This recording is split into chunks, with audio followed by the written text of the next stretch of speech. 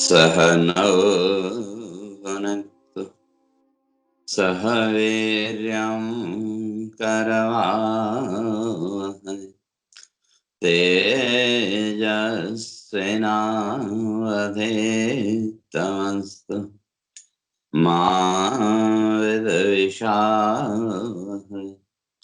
ओम शांति शांति शांति। शंकरं शंकराचार्यं केशवं बादरायणं सूत्रभाष्य कृतौ वन्दे भगवन्तौ पुनः पुनः। ईश्वरो गुरुरात्मेति मूर्तिभेद विभागिने व्योमवद्व्याप्तदेहाय दक्षिणामूर्तये नमः। ओम शांति शांति शांति।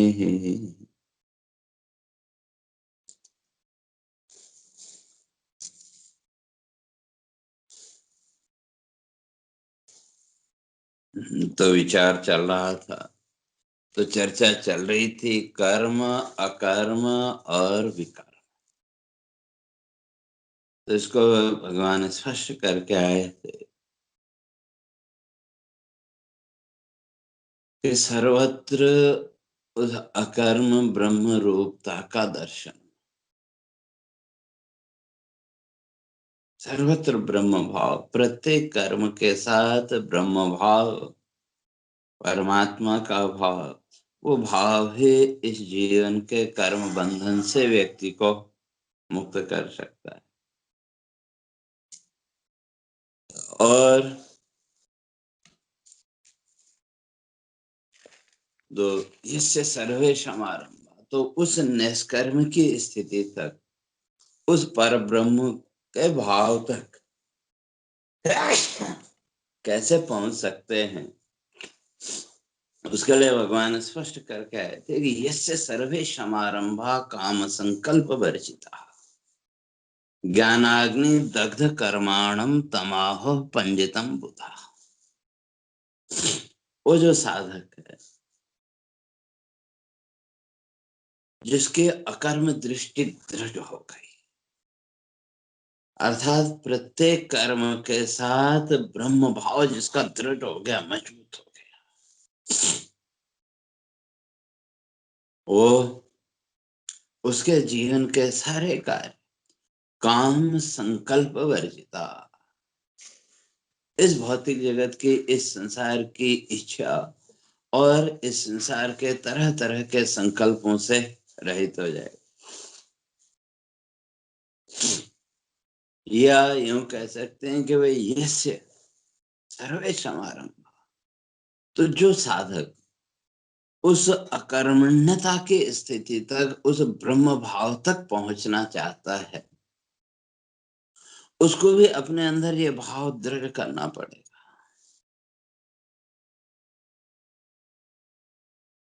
इससे सर्वे समारंभ, जिसके जीवन का प्रत्येक कार्य कैसा हो, काम संकल्प वर्जिता। कल इस बात की चर्चा करके आए थे, कामना और संकल्प इन दोनों से रहित।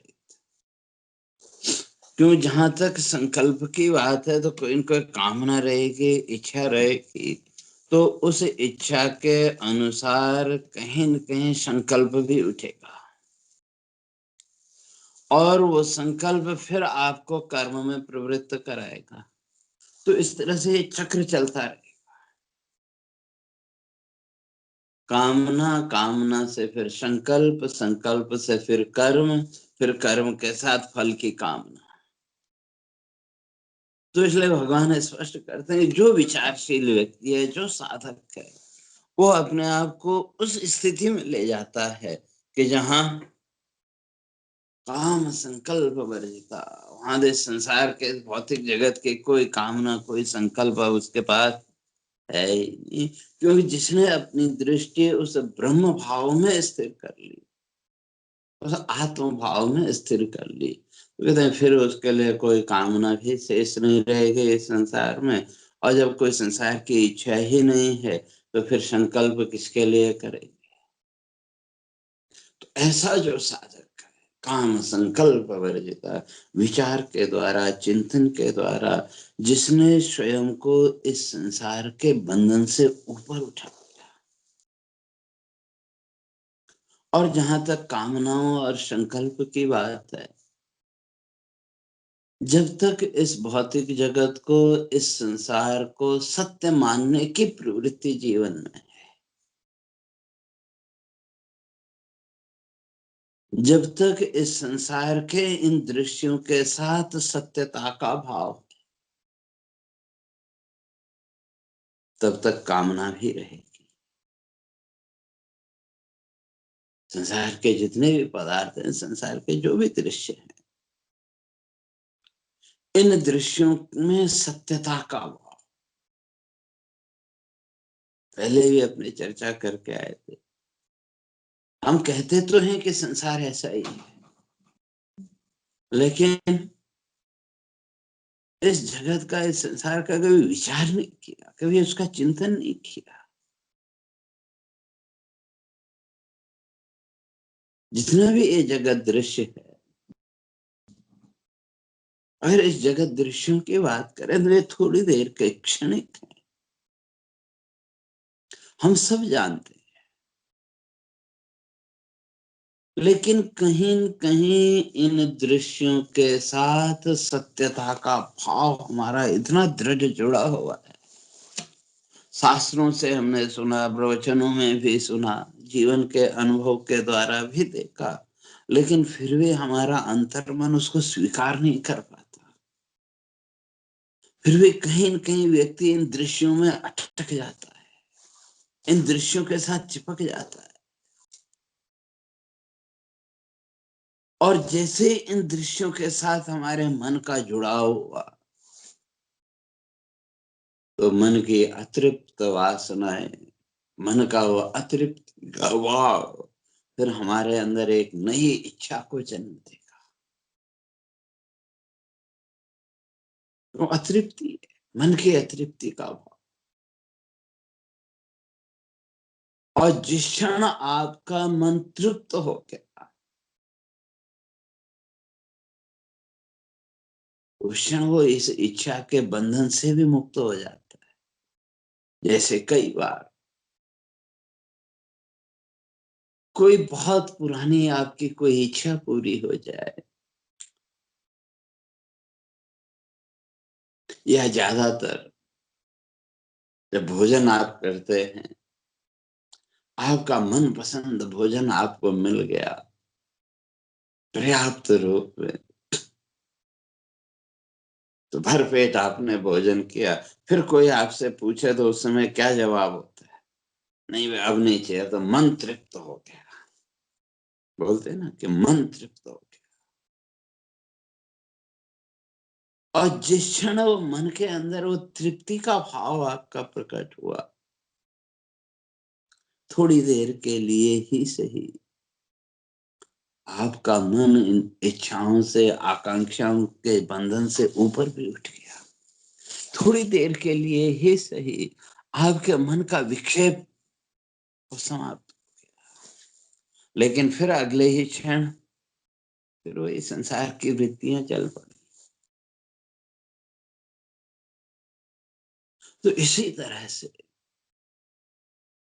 जब तक मन के अंदर अतृप्ति का भाव है, असंतोष का भाव है, तब तक संकल्प बनेगा, तब तक इच्छा रहेगी। और मन की तृप्ति बिना उस आत्म सुख के संभव नहीं है। क्योंकि जितनी भी संसार की प्रवृत्ति है,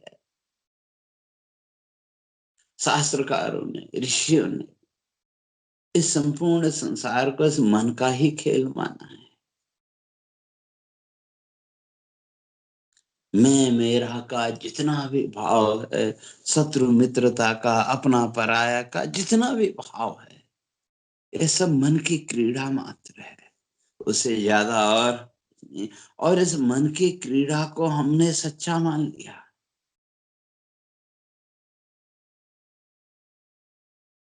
तो ये जो मन की क्रीड़ा है, और मन को भी इस खेल की जरूरत क्यों पड़ी? मन को भी चाहिए तृप्ति। कहीं न कहीं जीवन में वो तृप्ति का भाव, अगर वो तृप्ति का भाव जीवन में ना हो तो उस विषय की ओर आपकी रुचि नहीं होगी, धीरे धीरे अरुचि हो जाएगी। कहीं न कहीं कुछ अंश तो मिला, पर उसी को हमने जीवन मान लिया। और मन को भी क्या चाहिए? सुख। और आपको भी सुख चाहिए, दोनों सुख की खोज। और सुख कितना चाहिए? पूरे का पूरा, आधे अधूरे से काम नहीं चलेगा, पूरा चाहिए।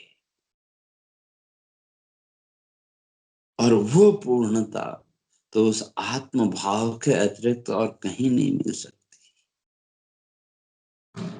मैंने पहले भी कहा, हम अपने मन की वृत्तियों को टटोल के देखें, बचपन से लेकर के आज तक जीवन में बहुत से पदार्थ आए, और उन पदार्थों के साथ सुख और दुख ये भाव भी जीवन में आए। लेकिन जब भी कोई नया पदार्थ, कोई नई वस्तु आपके सामने आई, तो आपके मन की जो पहली वृत्ति है वो क्या बनी? शायद मन के अंदर पहला भाव क्या आता? कोई भी वस्तु आपके सामने आई, नई वस्तु आई, तो आपके मन का पहला भाव है कि शायद, शायद ये वस्तु मुझे मिल जाए तो मैं सुखी हो जाऊं। तो ये शायद की वृत्ति बचपन से लेकर के आज तक ज्यों की त्यों ये नहीं बदली, वस्तुएं बदलती गई, जीवन के सुख दुख का अनुभव भी समय के साथ बदलता गया, लेकिन मन की ये शायद वृत्ति नहीं बदली। शायद संशयात्मक है, शायद मिल जाए। और जब ये शायद वृत्ति आई, तो फिर मन कल्पनाओं में डूब जाता है, ऐसा करेंगे, वैसा करेंगे, ये होगा, वो होगा। और उन कल्पनाओं को जब जीव ने सच्चा मान लिया, तो फिर वो संकल्प भी उसके अनुसार करेगा। इसलिए जो मन है उसको भी चाहिए पूरे का पूरा सुख, और वो पूर्ण सुख की पूर्ण रूपता वो तो उस आत्म भाव के अतिरिक्त और कहीं मिल नहीं सकती। तो इसलिए जो विचारशील व्यक्ति है, जो साधक है, जिसने इस चिंतन के द्वारा, विचार के द्वारा स्वयं को क्या कर लिया? काम संकल्प वर्जिता। इस संसार की कामनाओं, इस संसार के संकल्पों से जिसने अपने को ऊपर उठा लिया, ऐसा जो साधक है, ज्ञानाग्नि दग्ध कर्माणम तमाओ पंडितम बुधा। ज्ञान अग्नि दग्ध कर्माणम, इस ज्ञान अग्नि के द्वारा। तो कौन सा ज्ञान? शब्द ज्ञान नहीं। इसलिए यहाँ नित्य और अनित्य, नित्य आत्मा का ज्ञान और अनित्य जगत का ज्ञान विचार के द्वारा, चिंतन के द्वारा, जिसने अपने चित्त को इतना दृढ़ कर लिया, इतना मजबूत कर लिया, और ये दृढ़ता चिंतन के बिना नहीं आ सकती। जैसे जैसे चिंतन करते जाएंगे, विचार करते जाएंगे, और उस विचार के फलस्वरूप संसार की अनित्यता और आत्मा की नित्यता, इन दोनों का ज्ञान जैसे जैसे स्पष्ट होता जाएगा, तो वो ज्ञान क्या करेगा? दग्ध कर्माणम, कर्म का जो संकल्प है, ऐसा करूंगा तो ऐसा हो जाएगा, ऐसा करूंगा तो ऐसा हो जाएगा, सारे संकल्पों का वो नाश करेगा। कर्म नाश कर देगा ऐसा नहीं, क्यों? जो प्रारब्ध भोग है, चाहे वो वर्तमान का हो या संचित हो, जो भी है, उसका फल तो भोगना पड़ेगा। ले भगवान शंकराचार्य जी ने स्पष्ट किया, ना भुक्तम क्षीयते कर्म कल्प कोटि शतैरपि।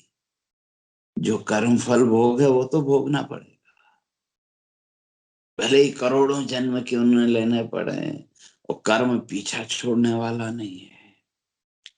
और ये कर्म कैसे साथ में रहता है? तो शास्त्रकार कहते हैं, छायेवान विधीयते, जैसे आपकी छाया शरीर की, शरीर की छाया कभी शरीर से अलग नहीं होती। हाँ, कभी वो लंबी दिखने लगी, कभी नहीं दिखी, वो बात अलग। तो इसी तरह से जो भी कर्म संकल्प जीव के किए हुए हैं, शास्त्रकार कहते हैं ये पीछा नहीं छोड़ने वाले, इसलिए छायेवान विधीयते, ये तो छाया की तरह हर समय आपके साथ है। और जहां जिस कर्म फल को अपना फल देने का अवसर मिलेगा, वो अपना फल तो देगा। इसलिए नावक्तम क्षीयते कर्म कल्पसो कोटिशते रपि, इसलिए जो भी कर्म फल भोग है वो तो भोगना पड़ेगा। इसलिए सारे कर्मों का नाश हो जाएगा। आगे भगवान कहें, ज्ञानाग्नि सर्व कर्माणि भस्मसात् कुरुते अर्जुन। तो वहां लोग अर्थ करते हैं कि भाई सारे कर्मों का नाश हो जाएगा, ऐसा नहीं। दग्ध कर्माणम, नए कर्म संकल्पों का नाश होगा। जो कर्म संकल्प हो चुके, पूर्व जन्मों में जो भी कर्म संकल्प किए, उनका जो भी फल है वो तो भोगना पड़ेगा। लेकिन जिस क्षण ये बोध हो गया, कौन सा कर्म, अकर्म और विकर्म, तो हमको अपने आप को कहाँ तक ले जाना, उस अकर्मता की स्थिति तक। लेकिन वो ज्ञान पूर्वक, कर्म नहीं करूं ऐसा नहीं, कर्म करते हुए उस अकर्मण्य भाव तक। और वो अकर्मण्यता का भाव, तो जिस दिन आत्मा की नित्यता और संसार की अनित्यता, इन दोनों का भेद जिस दिन स्पष्ट हो जाएगा। अभी तक तो क्या शास्त्रों से हमने सुना, गुरुजनों के मुख से हमने सुना, तो मान तो लिया, लेकिन वो भी स्पष्ट नहीं हुआ, क्योंकि हमने कभी उसका चिंतन किया ही नहीं। अगर आत्मचिंतन की बात करें, तत्व चिंतन की बात करें, तो कितना जीवन में किया, नहीं के बराबर। सुबह से लेकर के शाम तक, जन्म से लेकर के मृत्यु तक, इस संसार के चिंतन के अतिरिक्त और हमारे पास चिंतन क्या है? इसी संसार का चिंतन करते रहे भिन्न भिन्न रूपों में, आत्मचिंतन तो किया ही नहीं। और बिना आत्मचिंतन के उस आत्मा के अकर्मण्य रूपता का भी बोध नहीं होगा। और जिस दिन चिंतन करते करते ये दोनों स्पष्ट हो गए, संसार की अनित्यता और आत्मा की नित्यता, फिर किसके लिए संकल्प करेंगे? जो नित्य प्राप्त वस्तु है, उसके लिए तो संकल्प की जरूरत है ही नहीं। और जो नाशवान वस्तु हैं, उनके लिए संकल्प करो नहीं करो क्या फर्क पड़ता है? हाँ, संकल्प करोगे तो अपना एक नया कर्म बंधन बनाओ। और अगर अकर्मण्य भाव से, निष्काम भाव से उस कर्म को करते रहोगे तो वो कर्म आपके चित्त की शुद्धि का साधन बन जाए। इसलिए भगवान कहते हैं ज्ञान अग्नि दग्ध कर्मा, ज्ञान अग्नि है। कौन सी? आत्मबोध रूप ज्ञान अग्नि। केवल शब्द ज्ञान नहीं, आत्मज्ञान, स्वस्वरूप का ज्ञान। तो जैसे जैसे आपके चिंतन के द्वारा स्वरूप ज्ञान स्पष्ट होगा, स्वस्वरूप स्पष्ट होता जाएगा, क्लियर होता जाएगा। अभी तक तो खाली हमारे पास शब्द है, हम कह देते हैं आत्मा अजर अमर है, अविनाशी है इत्यादि, न जाने कितने शब्द है हमारे पास। लेकिन प्रश्न ये कि जो शास्त्र कहता है तो उस आत्मा की नित्यता का, अजरता का, अमरता का अनुभव, उस ओर तो हमने कभी ध्यान दिया ही नहीं। हमने तो ये मान लिया कि बस शब्द हमको मिल गए तो हम तो बड़े ज्ञानी हो गए, और ये शब्द ज्ञान किसी काम का नहीं, क्योंकि जीवन के अंतिम क्षण में ये शब्द ज्ञान काम नहीं आएगा। वहां तो आपका अनुभव ही काम आएगा। इसलिए शब्द ज्ञान भी ज्ञान का साधन, आत्मचिंतन का साधन है। जो कुछ भी शास्त्र आप पढ़ते हैं, जो कुछ भी सुनते हैं, कोई अच्छी बात हमने सुन ली, अच्छा वाक्य हमने सुन लिया, वो याद हो गया तो हम मान बैठे कि हम तो ज्ञानी हो गए। ये ज्ञान नहीं है, ये केवल जानकारी है, ये केवल इंफॉर्मेशन। इसलिए नॉलेज और इंफॉर्मेशन दोनों एकदम अलग अलग है। तो ये जो जानकारी है ये आपके साधना का आधार बन सकता है, लेकिन ये ज्ञान नहीं है। उसके द्वारा जब साधना करेंगे तो वो ज्ञान आपके अंदर वो प्रकट होगा। तो इसलिए ज्ञानाग्नि दग्ध कर्माणम, ये जो ज्ञानाग्नि है, कहते हैं ये आपके कर्मों को क्या करेगी? दग्ध कर्माणम, कर्म बंधन का नाश करेगी। इसलिए नाश का अर्थ काम संकल्प वर्जिता। तो धीरे धीरे आपके अंदर इस भौतिक जगत के, इस संसार की जो कामनाएं, इच्छाएं हैं, कहते हैं वो भी धीरे धीरे कम होंगी। और जो इच्छा ही नहीं है तो फिर संकल्प किसके लिए करेंगे? तो इस तरह से साधना के द्वारा जिसने स्वयं को इस स्थिति में पहुंचा दिया, काम संकल्प वर्जिता, कामना और संकल्प से रहित, तो फिर यहाँ प्रश्न उठेगा, कोई कामना और संकल्प से रहित है तो फिर कर्म कैसे होगा?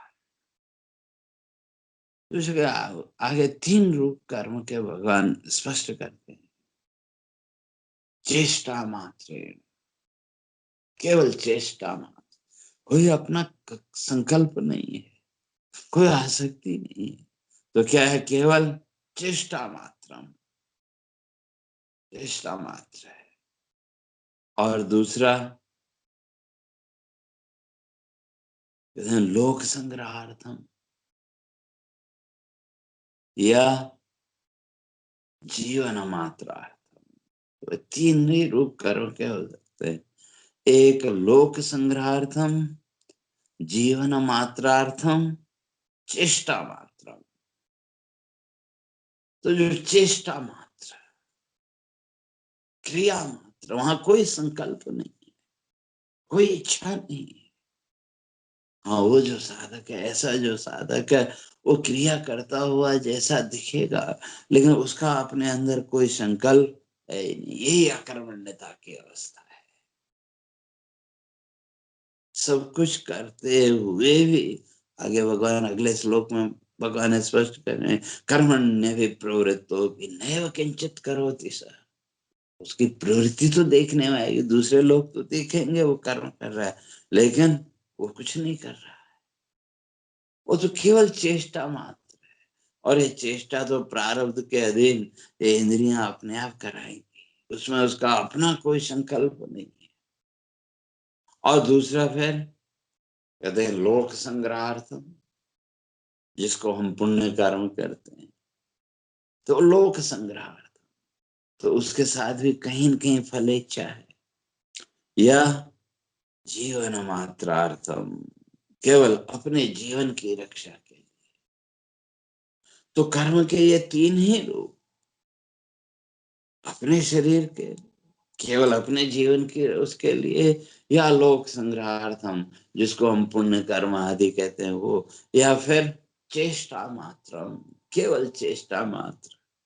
प्रारब्ध ने जो परिस्थिति, जो स्थिति सामने प्रकट की, उसके अनुसार केवल चेष्टा, उसका साधक का अपना कोई वहां संकल्प है ही नहीं। तो ऐसी स्थिति में, संकल्प रहित की स्थिति में जो पहुंच गया, लेकिन वही वास्तव में क्या है, तमाहो पंडितम बुधा। उसी को जो विद्वान लोग है वो पंडित कहते हैं, विचारशील व्यक्ति उसी को कहते हैं। ज्ञानाग्नि दग्ध कर्माणम, जिसने उस ज्ञान के द्वारा, उस चिंतन के द्वारा, निरंतर आत्मचिंतन के द्वारा क्या कर लिया, दग्ध कर्माणम, इस चित्त में, इस मन के अंदर बैठे हुए जो कर्म संकल्प थे, उन कर्म संकल्पों को नष्ट कर दिया। और वो बिना आत्मचिंतन के हो नहीं सकता। इसलिए विद्या की प्राप्ति, ज्ञान की प्राप्ति, शास्त्रकार कहते हैं बड़ा सरल है, लेकिन मुश्किल भी है।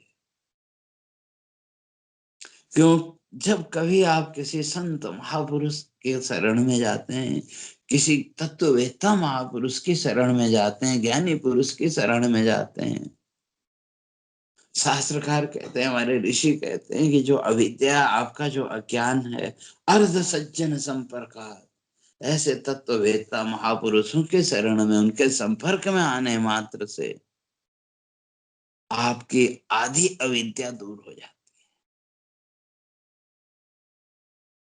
और बचे कितनी, तो आधी। तो उस आधी में से भी आधी का शास्त्र अभ्यास, आपने शास्त्र का अभ्यास किया, चिंतन किया, तो उसके द्वारा वो भी आपके दूर हो गए।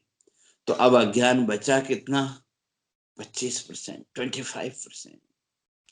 लेकिन ये 25% स्वप्रयत्नतः, इसके लिए तो व्यक्ति को स्वयं प्रयत्न करना पड़ेगा, स्वयं कोशिश करनी पड़ेगी। और अगर ये व्यक्ति कोशिश नहीं करता, तो ये जो 75 है, इसका कोई वैल्यू नहीं है। इसलिए कोशिश कितनी करनी है, कोई 100% की जरूरत नहीं है। शास्त्रकार कहते हैं बस 25%, उतनी ही परिश्रम हमको करना है, उतनी ही मेहनत हमको करनी है। और अगर उतनी मेहनत कोई कर लेता है, उतना चिंतन भी अगर कोई कर लेता है, तो ज्ञानाग्नि दग्ध कर्माणम, वो उस ज्ञान के द्वारा, उस चिंतन के द्वारा अपने उन कर्म संकल्पों का क्या कर देगा, दग्ध कर्माणम, उनका नाश कर देगा। अर्थात जो इससे पहले जो कर्म संकल्प हुए हुए, अब आगे वो जीवन में वो संकल्प नहीं उठने देगा। किसके लिए संकल्प करेगा? एक तरफ ये अनित्य जगत है, और दूसरी तरफ नित्य आत्मा है। तो किसके लिए संकल्प करें? जो नित्य है, जो शाश्वत है, जो इटर्नल है, उसके लिए कोई संकल्प करने की जरूरत है ही नहीं। वो तो जो है वो है, उसकी स्थिति में तो कोई अंतर आएगा ही नहीं। और ये जो संसार है, ये नाशवान है, परिवर्तनशील है। जो स्वयं नाशवान है, उसके लिए अगर संकल्प भी आपने किया, तो उस संकल्प का औचित्य क्या है, उसकी वैल्यू क्या है?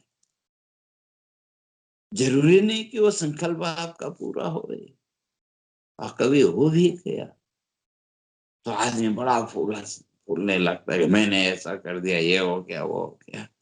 इसलिए जो विचारशील व्यक्ति है, जो चिंतन है, जिसने जीवन में उस चिंतन का आश्रय लिया, तो जैसे जैसे उसके द्वारा ज्ञान स्पष्ट हुआ, तो किसका, आत्मा की नित्यता और संसार की अनित्यता का ज्ञान। और जिस दिन ये बोध स्पष्ट हो गया, नित्य और अनित्य का अंतर जिस दिन स्पष्ट हो गया, उस दिन ये संकल्प वृत्ति अपने आप निवृत्त हो जाएगी। किसके लिए संकल्प करेंगे और फिर क्यों करेंगे? दोनों किसके लिए? जो नाशवान है, जो अनित्य है, जो क्षणस्थायी है, उसके लिए संकल्प करने की जरूरत है ही नहीं। तो हमारा सारा संकल्प व्यर्थ जाएगा। और जो नित्य है, शाश्वत है, उसके लिए तो संकल्प करने की जरूरत है ही नहीं। वो तो है ही, जो है वो तो है ही। तो फिर दोनों ही अवस्थाओं में वो जो साधक है, वो क्या हो जाएगा? ज्ञानाग्नि दग्ध कर्माणम। वो अब आगे कोई संकल्प अपने जीवन में नहीं होने देगा। और जब कोई संकल्प ही नहीं होगा, तो कोई नया कर्म भी नहीं बनेगा। और जब कोई नया कर्म ही नहीं बना, तो फल कौन भोगेगा? भोगता भी नहीं। और जब फल भोगता ही नहीं है, तो फिर जन्म किसका होगा? तो इस तरह से वो जो साधक है, इस संसार के जन्म मृत्यु के बंधन से मुक्त हो जाए। तो अब उस स्थिति तक पहुंचे कैसे? उसी को भगवान आगे स्पष्ट कर रहे हैं कि त्यक्त्वा कर्म फला संगम नित्य तृप्तो निराश्रय कर्मण्य विप्रवृत्तो भी नैव किंचित करोति सः। ऐसा जो साधक है, ऐसा जो तत्ववेत्ता महापुरुष है, ऐसा वो तो निर्द्वंद्व है। त्यक्त्वा कर्म फला संगम नित्य तृप्तो निराश्रय। जिस दिन ये बोध हो गया आत्मा की नित्यता का बोध, संसार की अनित्यता का बोध, तो उस दिन वो साधक नित्य तृप्त उस आत्मानुभव में, उस आत्मा के आनंद की अनुभूति में नित्य तृप्त, तो तृप्त हो जाए। फिर उसको संसार की वस्तुओं के पदार्थों की कोई आकांक्षा है नहीं, नित्य तृप्त। और जब आपका मन तृप्त हुआ, जब आपके जीवन में तृप्ति का भाव आया, तो उस क्षण आप कहीं कहीं इस संसार के संकल्प भाव से मुक्त हो जाते हैं। इसलिए उस स्थिति तक पहुंचना हो, तो कहते हैं त्यक्त्वा कर्म फला संगम। कर्म और कर्म फल के साथ जो आसक्ति है, उसका त्याग करना पड़ेगा। और वो जो ज्ञानी है, उसने तो उस कर्म फल का त्याग कर दिया, क्योंकि ये कर्म फल भी अनित्य है। जब एक तरफ नित्य वस्तु का बोध हो गया, तो इस अनित्य वस्तु की उसको अब कोई आकांक्षा है ही नहीं। इसलिए निराश्रया, फिर इस संसार को आश्रय भी वो नहीं मानता। इसलिए वो नित्य तृप्त। तो अब करते हुए भी वो कुछ नहीं करता। तो कैसे? तो इन सब बातों की चर्चा क्रमशः आगे करेंगे। हरिः ओम् पूर्णमदः पूर्णमिदं पूर्णात् पूर्णमुदच्यते पूर्णस्य पूर्णमादाय पूर्णमेवावशिष्यते। ॐ शान्ति शान्ति शान्तिः। शङ्करं शङ्कराचार्यं केशवं बादरायणं सूत्रभाष्य कृतौ वन्दे भगवन्तौ पुनः पुनः। ईश्वरो गुरुरात्मेति मूर्तिभेदविभागिने व्योमवद्व्याप्तदेहाय दक्षिणामूर्तये नमः। ॐ शान्ति शान्ति शान्तिः।